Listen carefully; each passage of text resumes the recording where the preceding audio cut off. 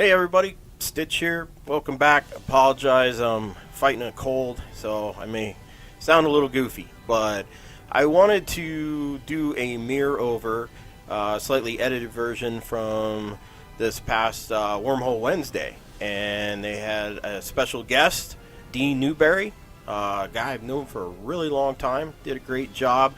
Bernie did a really good interview with Dean, and then they did a live rewatch of Avalon Part 1 and 2. So I pulled that part out and re-edited this. There's a lot of stuff going on right now with StargateCommand.co and cons, and I wanted to head out on to California, but I just didn't have the time. But I wanted to put this information out there for anybody that isn't subscribed to Stargate Command's YouTube channel, and some more announcements. Wondercon's this weekend. So make sure you guys go out and see the StargateCommand.co booth. All the details are towards the end of the video. And then make sure you check out the SG Command fan group. They will also be at Wondercon. So I sent some stuff out. I know they're going to be doing some giveaways.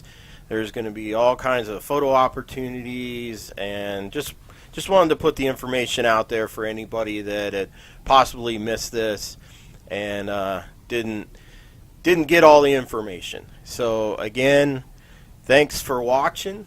If you haven't subscribed, please hit that subscribe button. I am going to be doing a big giveaway at 1,000 subscribers. So click that notification bell and make sure you stay informed. But without further ado, we'll let Bernie kick this off with Dean and have a blast. Greetings, Stargate fans! Welcome to Wormhole Wednesdays here at Stargate Command. It is a pleasure to be with you folks each and every Wednesday at 4 o'clock Pacific Standard Time. Love watching episodes of SG-1, Atlantis, Universe, Origins as well. We've watched in some of the films. Hope you guys had fun. Last week we had Chris Judge here himself, Teal'c. It was awesome. Oh my god. Awesome stories. I hope you guys had fun with that one. There was a lot of stuff. I got some extra stuff behind the scenes. It was very cool. Can't talk about it, but you know. But that was really great. He loved hanging out with everybody. So I hope you all loved that treat. That was our 50th rewatch episode. So that was super cool. It's been a year of doing Stargate. I love it. As a fan, this has been the coolest thing. And we're moving into a new era, episode 51. Our second year of rewatches, and we have another special guest. So Dean Newbury is here. Hello, everyone. Dean is a man of many talents, a jack of a lot of trades.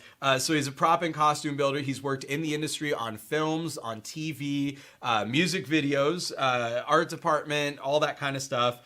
He's also worked on memorabilia auctions and things like that. He brought a lot of fun toys for everybody to see today. I'm very excited. It's off camera, but there is a table of goodies that we're going to talk about in a little bit. So we're very excited about that. Hello to all of our new viewers. Welcome. If you're new, shout yourself out. We would love to say hi to you guys. We have a great worldwide audience. We love having you all from all over the globe. Some of you tune into this and can't even get episodes sometimes, but thank you so much for coming together and treating each other so well. I'm always proud of our fandom. This doesn't happen in other fandoms all the time, but the Stargate fandom is definitely full of a lot of fantastic people that take care of each other, so it's really great. And hello to some of our regulars, Hemisphere, Mo, Adrian, Stephanie, Tim, Jill. See a lot of you folks that are in the chat, so hello to you as well. And welcome. We're going to have a lot of fun. We're going to talk about Avalon 1 and 2, the episodes we're going to see today. And we also have some fun stuff coming up. Before I get into that, though, you know you can come here and hang out and chat, and it's awesome and interactive, and you can watch these episodes. But if you want to go ham on Stargate and binge that, go to StargateCommand.co. Get the all access pass, and you can watch all the Stargate your heart desires. It's awesome. I always rewatch the episodes we're going to watch this weekend, and then it like takes me down a rabbit hole of like, oh, they reference this episode. I want to go back and watch that episode. Or when was the first time, when did Daniel start popping out the guns or start going with the grizzly look, changing it up a little bit? When did Teal'c have his pastiche? Things like that. I love that. Or they, reference an episode that I loved and I want to go back and rewatch it. Or, we just loop Windows of Opportunity, once a week is a good watch. Anyway. That's my favorite episode. It's when so everyone? we did the panel, right? We did the fan vote online, and it's like, I said this to Chris last week. I'm like, I could have gone Johnny Carson with the envelope and been like, number one's going to be window of opportunity, like, and by a country mile over the rest. So that's, wow, really? Yeah, it's a great episode. It's fantastic. Wondercon is coming up. For those of you that are going to be in Southern California, we've got the awesome fan panel that's happening. The Stargate Command panel is going to be at 12:30 on Saturday in North 200B. So if you're going to attend WonderCon, you definitely want to check that out. We've got the fan panel that's going to be there, and Jenny and Kieran. It's going to be a lot of fun. And then you've got a Stargate panel. The SG Command props and costume panel. It's going to be in 213 CD later on. 2 rooms together, right? Yeah. They are anticipating good attendance if they're giving you the double. Wonderful. That's great. Well, we've been on a few panels the last couple of years together. At these. Yeah. There has been very good attendance, and I think to their delight and surprise, both. It's yes. been amazing. Stargate is alive and well, and you know. I think especially when you look at where everyone's coming from, like there are regular watchers from like Denmark and Finland and parts of Asia. There's some folks from Australia, New Zealand that are watching us. We have a really cool global fan base, and I think it speaks to how progressive Stargate was at the time and how endearing the stories are. So very, very cool. Well, we've got Dean. So let's talk about a little bit some of your history with Stargate. How did you come into the fandom, and some of the fun stuff over on that table? Yeah, we'll definitely get to that. I mean, being a fan of the show, starting off, of course, I think it was about 2003. I go to San Diego Comic-Con. Mm-hmm. Now, I'll say, too, like, I wonder if you had this moment, too, because Bernie and I both wear costumes at conventions. Yep. And, your fans probably know this, right? They have all seen me in some crazy get-ups, and I as well. But did you have a moment where you were like, well, I'm a geek, I'm into this stuff, but that's a bridge too far? Were you ever there before? Before. I knew about cons, and I knew about the cosplay culture, and I had done in high school in the 90s. I did a report that was about fandom because I was a passionate Star Wars fan, and I talked about that, and I had heard about like the anime fan groups and Anime Expo, and that's really my first like knowledge of cosplay, but I didn't like dive in. But I interviewed some people for this report, and I was like, that's super cool. And I started doing Rocky Horror, which is like a different type of level of that, right? And then I'm like, that sounds awesome, but I don't think I'm ready for that. I don't know if I can go there. You're right, exactly. And, but then you go and you see them and you're like, oh, I have to do this. That's exactly it. I have to. And it was Stargate for me. That was the thing that I was a huge fan already of the show. I was watching it religiously, and then I go to San Diego Comic-Con, and Sci-Fi has Amanda Tapping and Don Davis signing at their booth, and these guys who eventually became my friends, within a short period of time, SG Command. They were standing there like full honor guard. They had all the weapons and the uniforms, and that was it. I was the done. Resources always amaze me, like how everyone has found every little thing.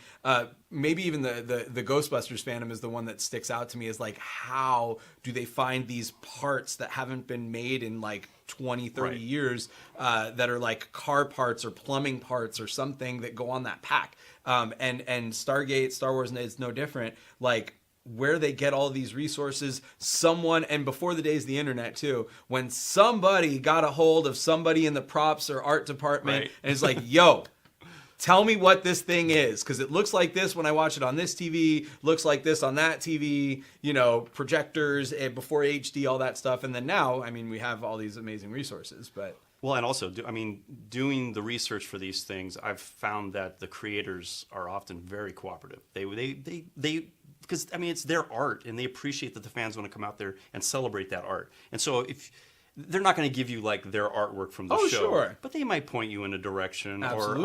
And I'll actually give you a really good example. There's an emblem from Battlestar was on the front of the White Viper, the Pegasus, or it has a Pegasus, flying Pegasus. Yep. That's from a greeting card. That Pegasus, like the show just pulled that off of a greeting card.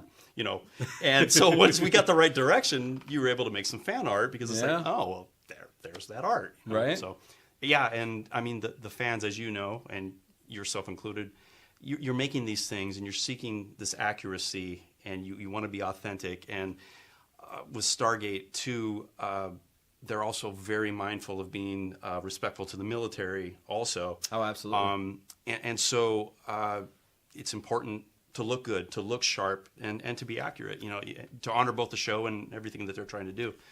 And that's what SG Command has been about. And I have a great example. Yep. This was a run of jackets that they did years ago.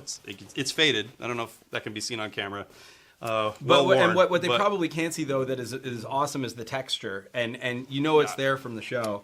Ripstop, you got. Yeah. I mean, it's all that. You know, there's a pen pocket here for just because it's on the show. Right. You know, this jacket never existed in real life. You know, this is totally custom for the show. Well, and a lot of show costuming is, you know, they get an assignment and they, you know, go look at different surplus or thrifting and things like that, and they're like, what can I just alter and make it exist in this world? Well, and, on that, you know, like the Children of the Gods, this style of jacket is there, but it's the real style. It's a nylon fabric.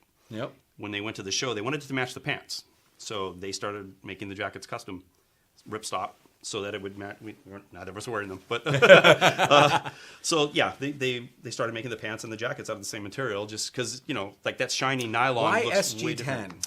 Oh, good, thank you. That's actually part of our fan club. So we we have regional teams, and so Southern California is SG10. And so it's just They based want on the teams. jackets, by the way, in the chat. They want the jackets. Everybody does. Yeah, this is sort of the holy grail of SG1. You know, it is the jacket. They're hard to find, but there are actually people out there making them. Okay. You can find them. But 10 too. The significance of SG10. Are you familiar with that team? I mean, yes, but is this a Garrison thing in the fan group? Correct. Yeah, this is the Southern California group. Okay. But yeah, SG10 is also the team that's stuck in the black hole. Yep. So that's sort of our. What is that saying about California, though?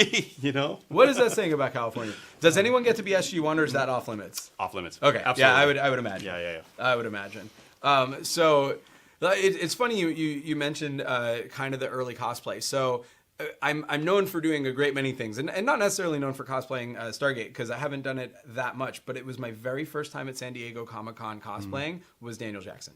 Yeah. So, was this it? And I didn't know I didn't know how to source things, and I've never gone back to touch this up because it's like a piece of my own history. No, I understand. Yeah. And so like I didn't know where I could go get the name badge made and things like that. This is a good time to bring in a prop. Oh, yeah? Yeah. So it's a GDO.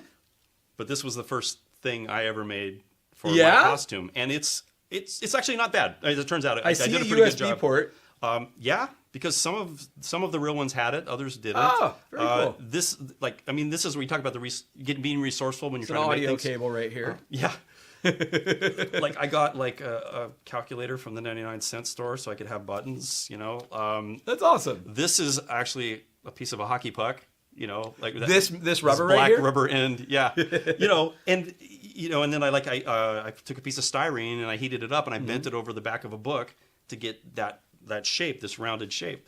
That's awesome. And I was going off of pictures because, you know, like Sure. over the years, a lot of the things from the show have been sold, you know, at various times. And different prop masters might come in and just make a tweak and make it their own, and stuff gets lost on sets. So, you know, like, I mean, like, What if does you your look at it screen up say? close, Is there it's- something significant in there? that's text that's actually copied. There were several different screens they had. They could swap them out, but that's accurate to System one of the status, standby. intercode, sleep mode. Yeah. I guess it's in sleep mode. Okay. But like you said, like now this has it's not a bad replica. It's not great. I mean, I do much better work now. I'll be honest, you know, but it's for me. It's important. It's nostalgia. So there's you guys heart can and make soul this. in this. You guys can make this. Absolutely. So yeah, we'll get you guys. Hold that up. Hold that up. You guys can take a look. So this rubber material was the hockey puck. You've got the calculator buttons right there, and then he used styrene for that. There's a lot of great thermoplastics out there that you can use to make shapes and things like that. I'm a big fan of Sintra. You can even do this with basic old L200. You could even go Warbler. But yeah, thermoplastics are awesome.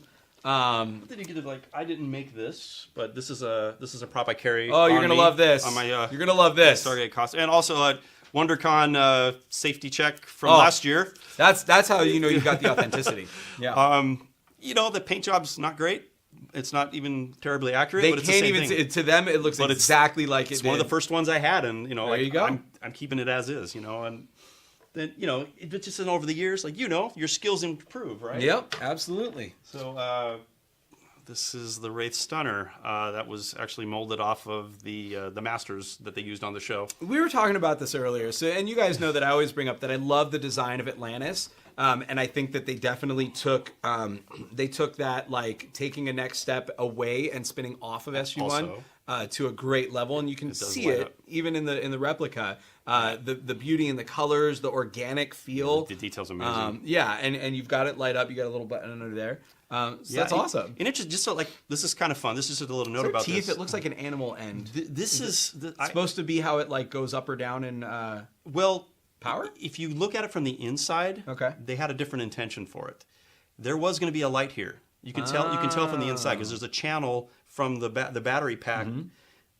And then they just plugged it and put these little, there's I don't know, teeth or ribs. It or looks almost like it's a a shark snout or something. So they filled it in. So we don't, there's no space for a trigger. So I don't know if it was, had it, maybe the intention was they were actually. Well, when they're acting, they're sitting there going pew pew. But, if you can tell it's lit, if I turn it off and on, maybe you can tell on camera it's lit.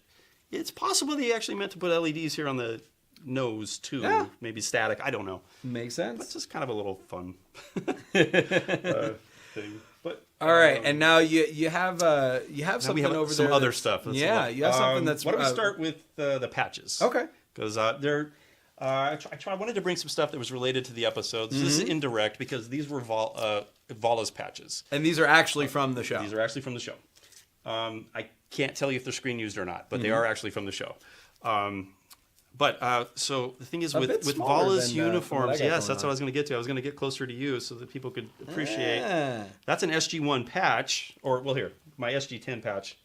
Very accurate to size. But Vala's patch, what do you say, a third of the size or so? Very tiny. Why do you figure that was? I don't know. Just because Claudia's kind of slight? Maybe she's slender, maybe. Or they just wanted to make her special in some way. Because you have the Earth patch on your shoulder. She also had the little Earth patch. And they also made a tiny SGC patch. Oh. For what they did not make, though... you have that. What they did not make was the Air Force patch for her, which would have been like the size of a nickel if they were going to scale it the way they did. Right. In our group, I don't know if this is true of all fandom, but we refer to this as the apology patch. And the reason for that, the story goes, this may be completely apocryphal. I will apologize if it's not true, but the story goes that the Air Force never wanted them to use Area 51. And so the show decided, well, we're going to anyway. And so, as a way of apologizing for that, because I don't recall the episode of the season right now, but there is a distinctive time when all of a sudden they were always wearing Air Force patches. They went to Area 51 pretty early on, right? So it was after that. NID, the second gate. That's early in the run. Air Force apology patch. That's hysterical, and that's so And I hope it's true. I really do. That's a great story. All right, I'm gonna research that. I'm calling David because definitely. But also, so related directly to the episodes tonight. Oh yes. Here, why don't you... Hey, communication devices. By the way, and you probably can't see, there's some beautiful detail engraving and carving in this. So it's got, I'm assuming, ancient or Alteran written all around the sides, and also on the top right here, it's got these deep grooves. And it's got a nice smooth bottom, so it's very, very cool. Well, they were also, you'll see in the episode tonight where they remove, they put them into the machine. Right. And it was magnetic. There's a magnet embedded in there, as well as what can I put the little on? device. Very cool. That makes perfect sense. Yeah. By the way, magnets, if you're out there making costumes or props, magnets are immensely useful in ways you have never imagined until you start doing hold on that. Emblems, epaulets, whatever. Yep. Yep. Absolutely. Very cool. Yeah, there's that. Let's talk a little bit about the episodes. I think we've got a lot of fun stuff in these episodes. When I go back and rewatch them, because it's great when you go back and you already know kind of what's going to happen, so you can watch for other things. And one thing that I really love is, this is our introduction to Cam Mitchell. This is our introduction to General Landry. Even though chronologically there's an episode of Atlantis that kind of has him featuring back a little before this. But this is the first time we get Beau Bridges. We also get Dr. Lamb being introduced in this episode. But I feel like Cam and also reuniting Ben and Claudia really brought an electricity to the set, and you can see it. You can see the difference, and that's not to put down in any way the seasons previous of SG1, but you can definitely see a different dynamic in the team, and I think a lot of fun, because Rick's humor is more subtle, and Ben's humor is much more kind of on the nose, a little bit frat boy, but in a very endearing way. And so he's got a lot of great lines in this. The Blues Brothers lines, "I'm on a mission from God," and I guess we're not getting the band back together. Right. Claudia, when she steps out of the gate and she's like, I know we've never met because I would remember you, an obvious mention to Farscape.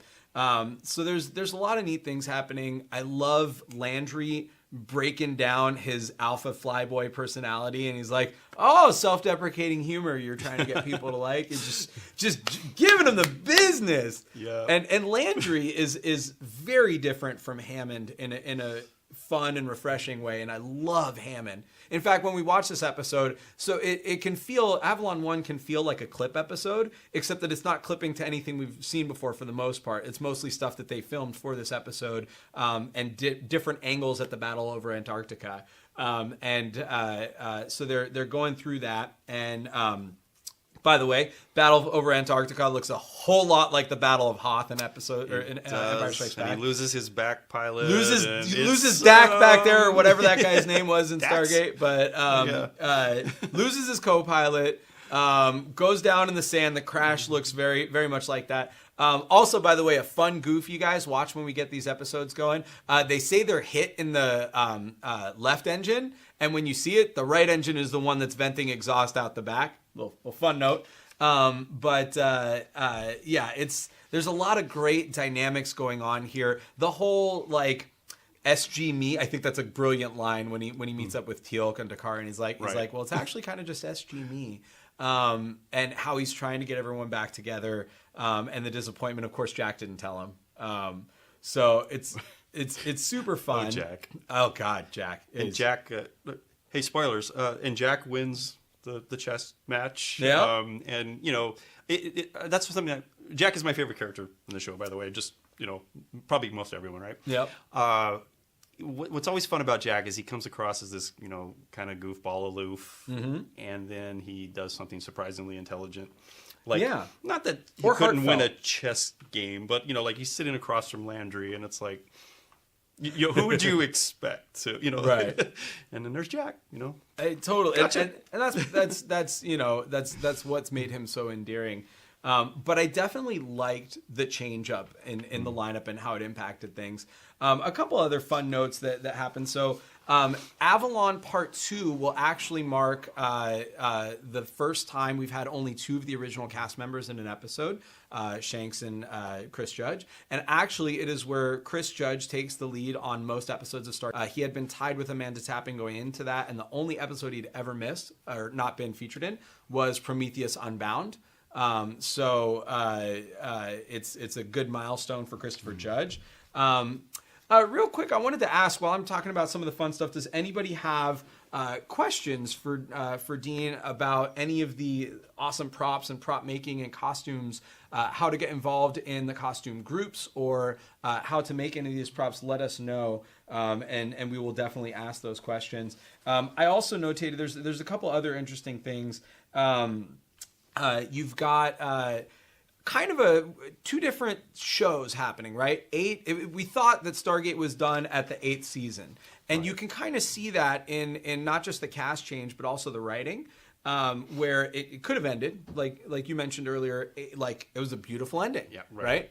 Perfect bookend too. You ended totally in the same place we started. Yeah, we finally beat the Goa'uld threat. It's done, and it had a great arc. And then we go into these 2 seasons that we get with this incarnation, and you kind of get a reset on villain, right? In Avalon Part 2, which is followed by Origin, you get the inception of the Ori, and it's kind of back to the beginning in that we humans go running around the galaxy exploring, and oops, we stumbled on big bad guys that we can't beat, and now they know about us, and they're gonna come wreck house, right? So it's a little bit of that. It's a lot of fun. Let's see. So there is a question. Did you make the Goa'uld larva, or have you ever made a Goa'uld larva, a symbiote? No. We didn't really mention this. I did work on the official auctions though, and I got to hold a few of them. Okay. They were fun and creepy. They're silicone. Okay. Figured. And yeah, they were fun. What of these props took the longest to make? Probably the Wraith Stunner. There was more to it. I had to have a friend help me with the LEDs. Electronics is not something I'm strong in. So there was also the molding and casting process because I did all of that too. So, I mean, if you were to buy this prop, say from a replica maker, it's about a $60 prop or so, unfinished. So I figured putting the molding into it. So to just understand the hobby is expensive. You know what I'm talking about. I have spent thousands of dollars on costumes. So there's thousands. Probably about $100 in material just to make the mold and stuff like that. So this one was a bit more than like I bought the Zat from some replica table or something, you know. So I just painted that. That was nothing. They want to know what happened to pieces of the gate. They were sold in the auction. Yeah. The SG-1 gate was taken off of its frame and the pieces were sold whole. The Atlantis gate was actually cut down by production to make displays. So if you actually bought anything from the auctions, we were selling little pieces. They were the little cut-off sections. Well, there were some extra bits like on the ends. Because the gates, if you know about the construction of the gates, the segments actually end. The chevrons are dead center of the segments. So so rather than split them up into some weird display where you'd have to have a chevron on either end, production actually cut them down so the chevrons were dead center of the and they stood on a stand. But yeah, those were all sold in the auctions a few years ago, and then a different company actually sold the gate and everything else from Stargate Universe. Very cool. Very cool. A couple other fun points about the episodes we're going to see and some of the introduction of the new cast. I don't know about you, but I bought the SG-1 was broken up. And that season 9 marked like a whole new thing. I was buying that for a minute. And then I was buying that, you know, Daniel, obviously, once he got stuck and didn't go to on the dead list. It was the dead list or was the other ship? It was the dead list. Yeah. I was like, okay, well, I guess he's sticking around. You know, maybe they'll get Teal'c back. But I then thought that Vala was the replacement for Carter. And then eventually she came back. But obviously they explored more of that character to kind of cover for Amanda's pregnancy at the time. But one of the fun things is that how Ben Browder came to this show. So he was in the running to play, to be in Atlantis. Really? And yeah. He was going to be starring in Atlantis, but he was filming Peacekeeper Wars at the time, so he wasn't able to be John Shepard. Shepard, okay. Yeah, and wow. so that makes sense. Flanagan got it. And then they're like, well, we really liked him, so if something comes along, and then they developed the Cam Mitchell character, and here we are. I love him. I think it's a lot of fun. One thing I enjoy though about the cast change or the cast additions though, is Claudia is so different from how she was, you know. Oh, totally. Yeah, and where she's more of a Teal'c-like character, we could say, you know, much more serious, you know, and she's kind of madcap in this, and I mean we're gonna see the episode, but let's make babies. That's like one of the funniest basically torments things. Daniel for like 2 years, and it's so much fun. And this different Daniel, right? Daniel has had such arc in the 10 seasons, and this is a really fun one. So I think without further ado, let's watch these episodes. They're going to be a lot of fun, guys. We'll be in there in the chat with you. You know, I'll be in as Nerds Like Us. And I'm going to point out some cool things as we go along in the chat, some other neat little factoids, if you will. And we're going to watch the 2 episodes, come back for a post-show afterwards. So get ready. Avalon Parts 1 and 2, the first 2 episodes of Season 9. This is really our first foray into this group, other than having watched episode 200, because of course. And so it's going to be a lot of fun. We're going to get into the Ori storyline so we can talk about that. Dean, thank you so much for coming out. Had Absolutely. an awesome time. Love those props. You guys can find Dean on social media if they want to ask you prop questions. Where can we find you? Well, we're trying to resurge. Just as Stargate has been resurging, the interest in our group has too. So the new website isn't built yet, but you can find us on Facebook right now. SG Command.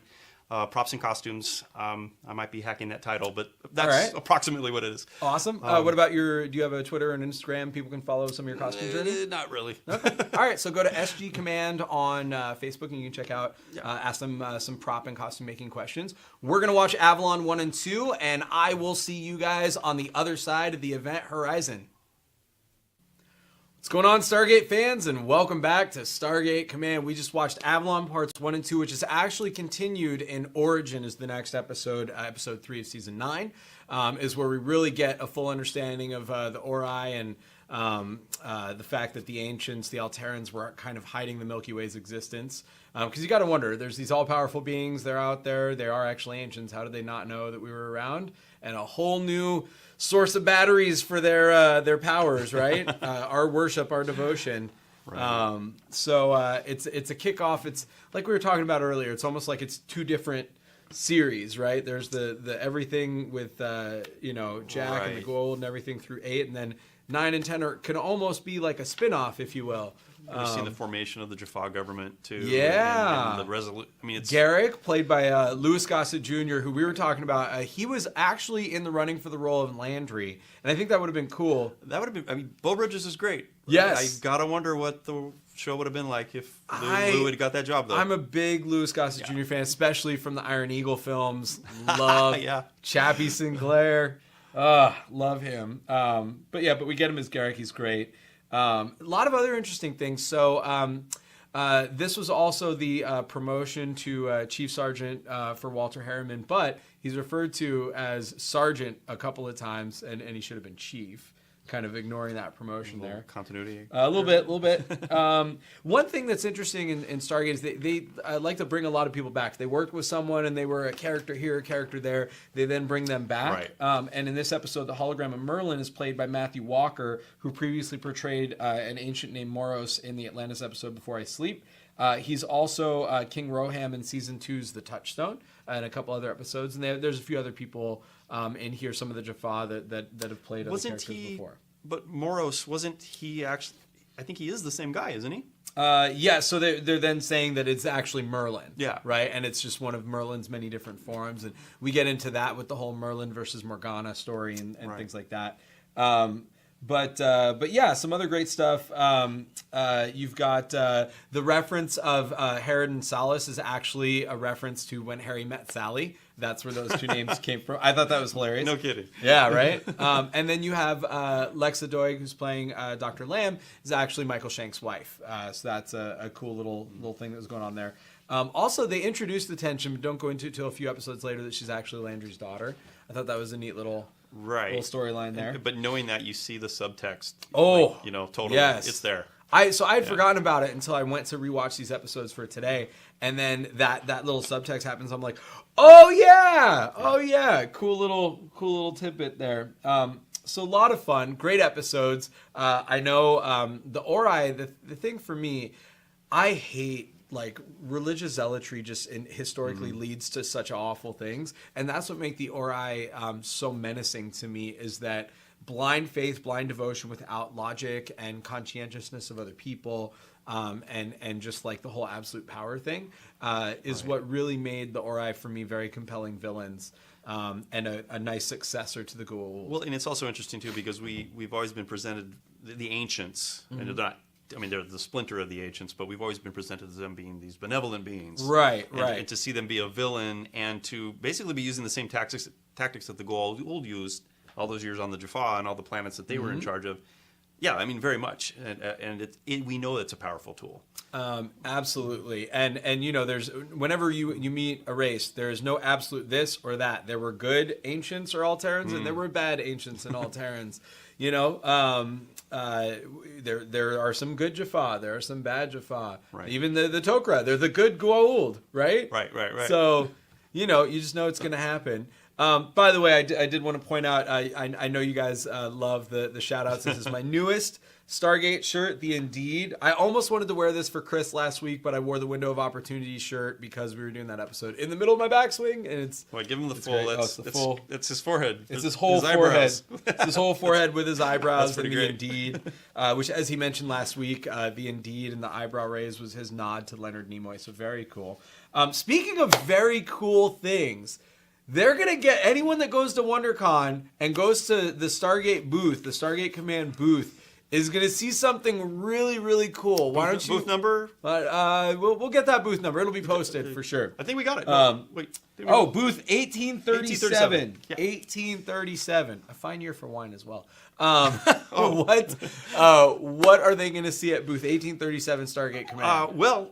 Part of the reason I'm here today is not just to have fun with Bernie and watch the episodes, but I've actually been consulting a bit on a project. They're building this whole brand new booth kiosk, wonderful thing for WonderCon. It's an activation, if you will. So it is it's approximately a third scale Stargate. Hey! With a ramp, you will have the opportunity to do photo ops there, and it's kind of cool because what they did is rather than make if you actually know what the Stargate looks like, the front and back are distinctly different. So instead, they did two fronts with a puddle on either side and a ramp on either side, so fans can come up all day long, both sides of the gate, and get their photo op. Very cool. So probably very little weight. Now you're messing with my WonderCon costume lineup because I think I'm gonna have to go and bring this. No, my ball, my Lord Ball. Oh, there you go. Yes. I will have to bring Lord Ball standing in front of the Stargate. I need to find a gold hand device. If anyone's got a line on someone that makes a gold hand device, that would be very cool. And I will be myself and some other people that do Stargate costuming will be there. Free photo ops. Thank you. Free photo op. Yes. Yes. It's just there to have fun with and promote Stargate and. Lots of excitement about that. So very good. cool. And it's free. So if you're going to WonderCon, that is an awesome photo opportunity, guys. So you got two Stargate panels. You got the Stargate Command panel, the fan panel 12:30. And then you've got the costuming and prop panel, the SG Command. At 2 o'clock. 2 o'clock. Same day. Yep. So you can get all your Stargate on Saturday. It's going to be an awesome day. But super convenient. But visit all throughout the 3 days of WonderCon and booth 1837, where you can go take a picture in front of the Stargate. That's super, super cool. Now, is it the same thing both sides, or do we have Correct. like SG1 in Atlanta? Yeah. So you got the glyph side of the gate is on both sides. Glyph side of the gate on both sides. Very, very cool. So that's awesome, guys. So join us at WonderCon. Join us next week for two more awesome episodes of SG1. I haven't seen what episodes we're doing next week. The Knox, we're gonna do the Knox. Is that it? Bernie, I have a gift. I have a gift for you, my friend. I have a gift for you. I'm the props guy, right? Oh, so I brought two real replicator blocks. Yes, I figured you'd enjoy that. Replicator blocks. There are two different types too. You've got a silver and a purple, and a silver and kind of a gold. The gold, yeah. So I can be a human form replicator just by affixing these to myself, right? You might need a few more. Maybe a suit. I'm not sure. Well, the human form ones, like I could be battle damage and work that in, right? True. And then, but I trust you have the skills to make copies of those, and do your whole room in resin cast. Oh, wallpaper, replicator block wallpaper. Like the ship. Carter was stuck in it. Yes. Daniel was stuck in it. Yeah. Yes. Okay. Challenge. That's a photo op. You guys got to build that like you're entrapped in the replicator blocks. That wouldn't be that hard, actually. No. Okay. We'll talk to Jenny. Okay. Very cool. There's cool things happening. So WonderCon, once again, is this coming weekend, is at Anaheim Convention Center. It's literally across the street from Disneyland. So if you're coming from anywhere else, it is a great way to like double dip on all the awesome vacation stuff in Southern California. There's hotels literally everywhere. And you guys can get so much awesome stuff in Stargate and beyond. So definitely check it out. We'll all be there at WonderCon. A lot of the folks that you guys hang out with in the chat will be there too. So it'll be neat. And looking forward to it. Thanks for coming out. It was absolutely awesome. It's great. Really good to have you. All right. I'll see you this weekend. I'll see some of you guys this weekend. I'll see the rest of you guys next Wednesday, 4 o'clock Pacific Standard Time, right here at Stargate Command for another Wormhole Wednesday. Some more fun episodes. See you guys on the other side of the event horizon. All right, well, that wraps up Dean's interview and all kinds of neat announcements and surprises for WonderCon this weekend. I really wanted to go out and hang with those guys. I just had a little too much on my plate with all the Captain Marvel stuff. And but congratulations to Dean on his interview. Dean's a great guy. He's been doing this a really long time, even a couple of years longer than myself. So I met Dean back in 2005. I was even fortunate enough to do an iTunes commercial with Dean 2 years ago at San Diego Comic-Con, and we had a blast doing that and just hanging out. Him, myself, David Reed, everybody from the Stargate Command.co group, and just it's such a great family. And again, I want to say congratulations to all the Superfan panel winners. Look forward to seeing more of their stuff, and just absolute congratulations to all of them. Taylor, I know a bunch of them, and really happy for them, and I hope they have a blast this weekend. And so I wanted to give them a quick shout out again for those that didn't get to see who the winners were, and just have a blast, guys, and congratulations. Thanks for watching. Please subscribe, and we'll talk to you soon.